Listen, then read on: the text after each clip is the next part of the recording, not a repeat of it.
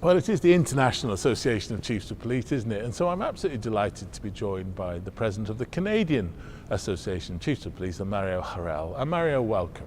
Thank you for inviting me. You're representing the Canadian Chiefs of Police here at the conference this year. First of all, big welcome. Thank you very much. Second of all, what are some of, we talked about a lot of the issues facing US law enforcement and global law enforcement. What are some of the main issues confronting Canadian law enforcement? Well, right now, obviously, like all the countries around the world, I think national security is one a big issue for Canada. Cybercrime with all the technology is one major issue. We're right in the process in Canada of legalization of marijuana, so it's going to be a new environment for us. So there's a lot of consultation going around that to how can we do this right. So what does law enforcement think about that? Well, that's a question we always have, and we said, well, our government decided to legalize marijuana. Our job is to assure the public safety side of it, and how can we provide some insight into that. So we haven't put a position in front, so we're against or for that. So okay. We're working with our authorities to make this as much right as possible. Another very big files that's going on in Canada is the inquiry on missing and murdered Indigenous women. So we're collaborating in this inquiry.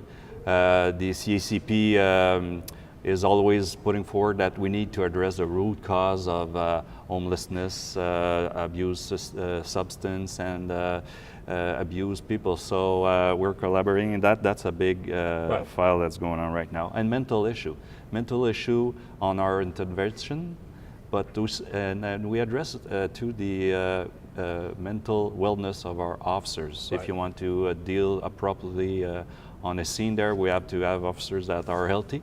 And that's about and public trust and confidence.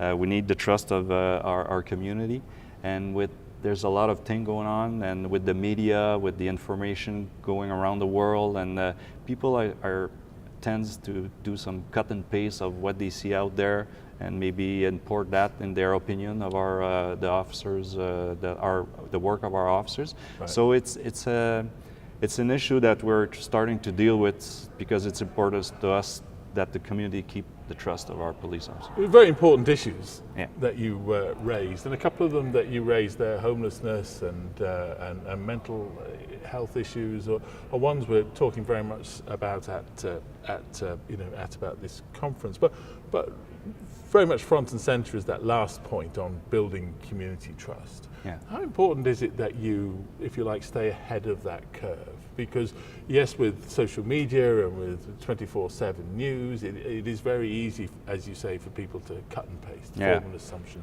How does law enforcement actually stay ahead? Well, the basic of community policing, crime prevention, consulting our community, being present, simple things that old police officers used to know, stepping out of the car, engaging the community, and really listen to people. And we're trying to do a job. We're trying to serve those people. Right. And but what are their expectations? Consult people, be part of the community groups, and be transparent, address the problems. Okay, we're not perfect. Police officers are a reflect of the community, so address very in a transparent fashion all the issues and problem, and be proactive and communicate with the community, and that's some of the key issues to keep confidence. Now, one of the other issues that's very big over here is as you say, going dark. Getting information off cell phones and what have you after an incident. Where do you stand on that in Canada? Well, as CACP, for the last 5 or 6 years, we've been put forward a lot of resolution to address the government to address that reality. We often say that the disposition in the criminal code goes back to the rotary phone. Right. So it's pretty old. The crimes and the technology has overpassed the criminal code. So the lawful access, our capacity to collect information, to interpret data, there's a big gap between that and what the criminals are doing right now. So we need to address that. Final question is, one of the things that we're talking about very much this week is cooperation across national boundaries. Obviously, you share a border with the United States. How much cooperation do you do with the IACP, for example? Well, we do great collaboration. Example, a couple of weeks ago, we did a cross-border meeting, and it's a very big, there's big challenges dealing with issues of guns or people going back and forth on those boundaries. So right. we held a conference there with all our major partners, and if we do not engage our two associations, we don't know each other, we miss some opportunity to be better at assuring the safety of our community. So by collaborating CACP and IACP in our different committees, we engage together and we assure a better safety for our community. Well, thank you very much indeed for talking to us. It's been a great pleasure. It's my pleasure. Thank you.